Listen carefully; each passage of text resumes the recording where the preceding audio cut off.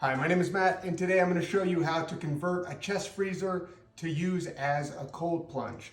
So I've got about a 16 cubic foot freezer here, and I'm going to use this Loctite as the first step to seal all the interior edges and seams. And that way it's going to be watertight. It's a marine fast cure adhesive sealant, and I'm going to make sure that I've got enough coverage so that it's going to be a strong barrier to line all of the gaps in the seams here, making sure that it's all tight. So that's going to be step one. We're going to let that set for about 24 hours, and then we'll go on to the additional steps. Stick with us, and I'll show you how to convert your freezer to a cold plunge. All right, so now we ended up using just under 2 of these guys. So 6 fluid ounces is what we use to seal the entire tub. Now, what you can see here is we've got all of those seams. I even did the upper seams.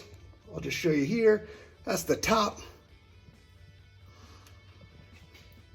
Okay, all the way around, of course. We got the bottom, including that drain plug. And you can see the whole tub is complete. So we're gonna let that set up for about 24 hours. It's important that you don't put water in it right away, of course, and that you check, make sure there's no little gaps, or as it dries, does it shrink too much or anything like that? It shouldn't shrink a whole lot, but in any case, just look out for that in case you need to reapply in particular areas if you didn't get good enough coverage before you fill the tub.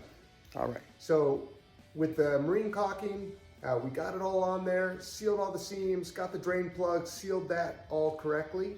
When I came back the following day, however, there was just a little tiny pinhole in the drain plug.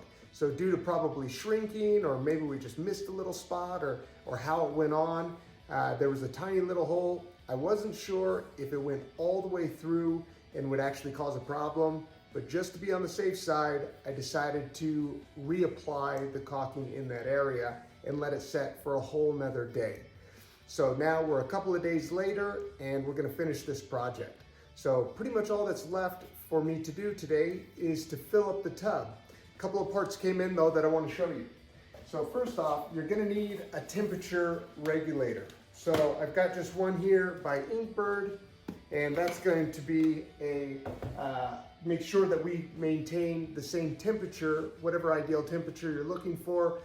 For my particular preference, I'm gonna be looking at anything from about as high as 46 degrees Fahrenheit, all the way down to probably no colder than about 35, 36. And that'll prevent a lot of ice forming in the top and causing some issues. I don't need to be breaking ice through this cold plunge. I'm gonna be using it on a regular basis, day to day. It's not necessary that I go all the way to 33 degrees every day. It's not necessary to get the maximized benefit of or hermetic stress in order to get my health and well-being in proper order. There's another piece of equipment that I also got, and that is an ozone generator, and I picked this one up from JED Engineering, and so I've got this one here. And what that's going to do is allow me to kill all of the bacteria in the tub. So combined with just some movement in the water, or just a filter that you could run from time to time, just a large aquarium filter, that combination will allow you to keep water in this thing for an extended period and have it be clean and good for your use. Now, one thing to keep in mind is that we did plug the drain hole. So if you're looking to drain water, and you may need to do that every 2, 3, maybe even 6 months, if you're really taking care of the tub well, you're gonna need to drain it. So I've got a submersible pump, like a sump pump, that I can just drop in there and run water out to my yard or anywhere else, and then fill it back up again.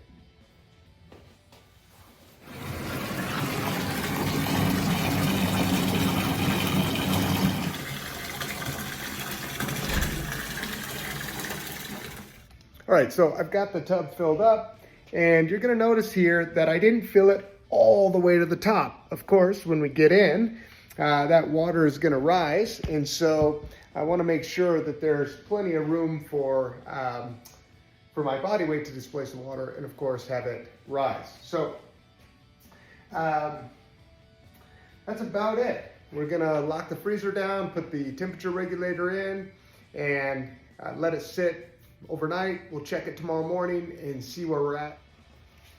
All right, folks, so we're back here just finishing up the cold plunge, this conversion from a chest freezer into a usable cold plunge that you can get into on a regular basis. Now, a couple of quick tips. I may have mentioned this a little bit in the intro, but keep in mind, if you want to keep that water nice and clean, you got to do a couple of things. One is basic hygiene. So I just went and just did a quick rinse off in the shower, and that way I'm getting into my bath clean, and it's going to preserve the water for longer. You can use an aquarium filter. That way the water is circulating and so forth. Help you keep that water moving. Another thing that you can use is an ozone generator. So I've got one of those as I showed earlier.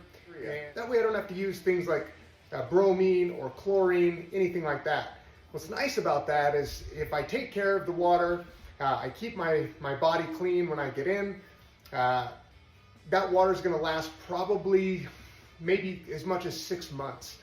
And when you're done with it, you can cycle that water, put it on your grass, your flowers, your plants. That way it can go to good use. I'm down here in the desert right now, so that's a really big, important thing environmentally, just to be conscious of how we're using water, right? So that extended time, just taking a little bit of extra measures to get more time out of this large bath, and then be able to use the water at the end, I think is an important consideration, just to be socially conscious. All right, next thing. Took me probably close to 2 days to get this water cooled down.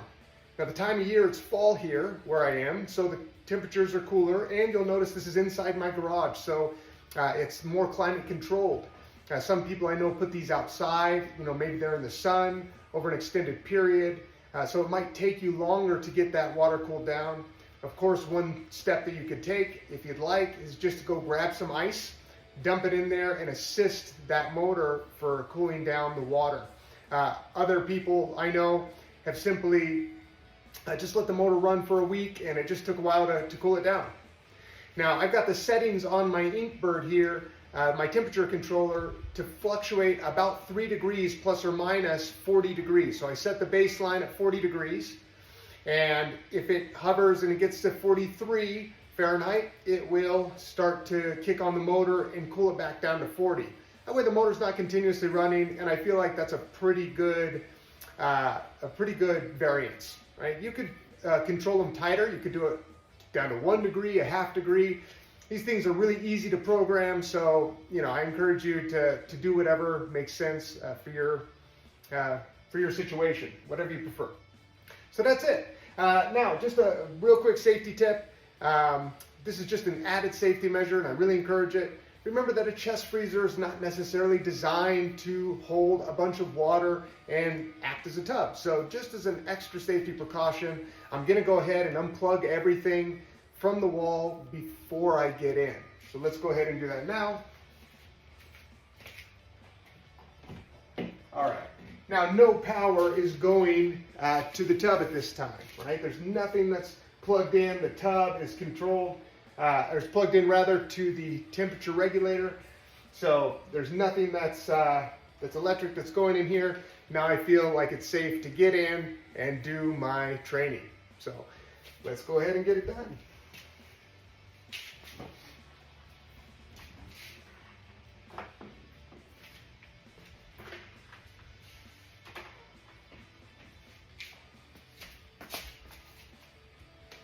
Of course, I come out with some sandals, and I've got a towel on the floor here. That way I can make sure to keep everything nice and clean. Oh yeah, it's chilly. Perfect. Wish you all the best, guys. Get my timer on. Let's get started.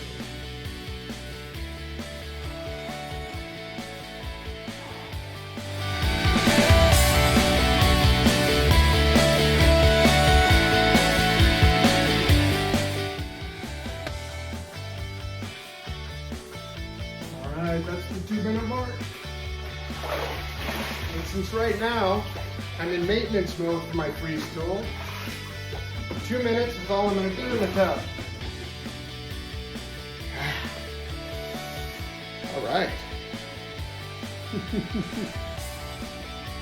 Pretty invigorating. All right. Get all that deep stimulation, get motivated for the day, get jacked with super good dopamine and adrenaline. That should ride out for the rest of the day. Hard thing to beat. Super nice. I encourage you to give it a shot.